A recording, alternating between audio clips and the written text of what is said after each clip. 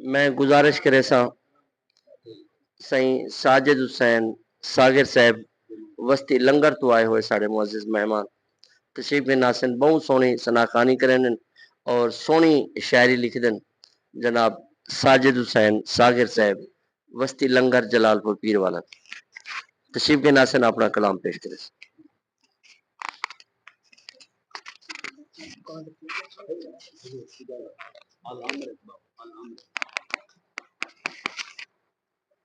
दुरूद पाक पढ़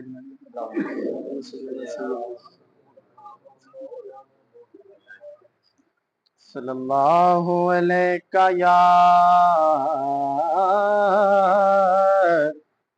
या रसूल अल्लाह वसल्लम अलैका या हबीब अल्लाह।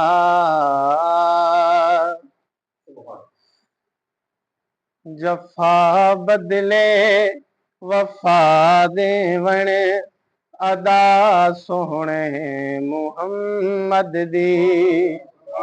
जफा बदले वफा देवण अदा सोहणे मुहम्मद दी। पत्थर झलते दुआ देवण पत्थर झलते दुआ देवण अदा सोहणे मुहम्मद दी।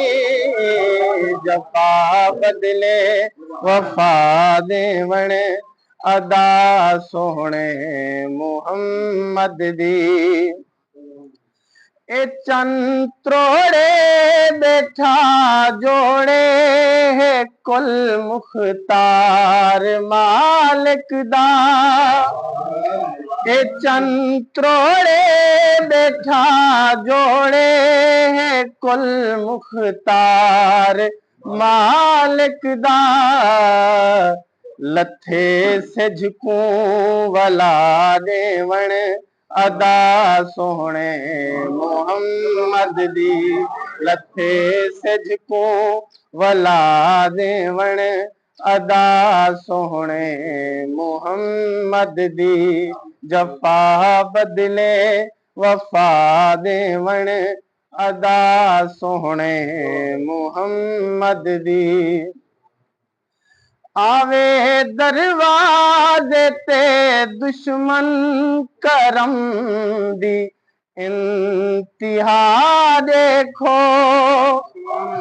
आवे दरवाजे ते दुश्मन करम दी इंतिहा देखो। मुजम्मिल को विछा देवण अदा सोहणे मुहम्मद दी।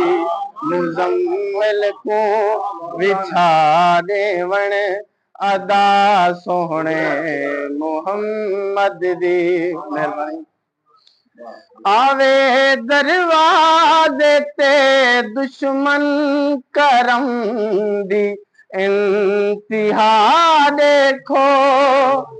आवे दरवाजे ते दुश्मन करम दी इंतिहा देखो।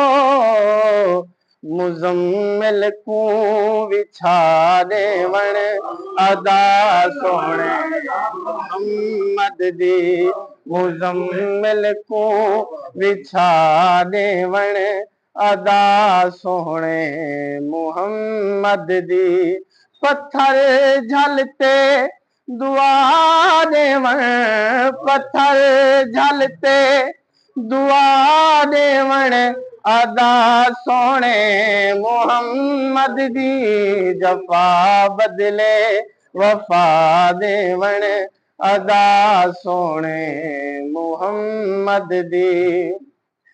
जिंदा कलमा पढ़न पत्थर जिंदे आखे करन पत्थर।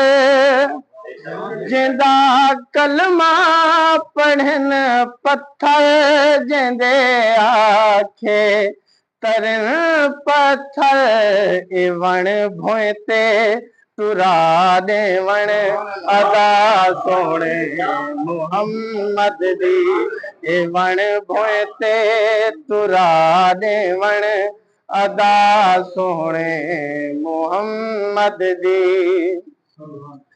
अर्थियां कुर्बान आका ते मिल्या वापस कतादा को थिया कुर्बान आका ते मिल्या वापस वला अखी अखी वापस वला देवण अदा सोने मुहम्मद दी अखी वापस वला देवण अदा सोने मुहम्मद दी पत्थर झलते दुआ देवण पत्थर झलते दुआ देवण अदा सोने मुहम्मद दी जफा बदले वफा देवण अदा सोने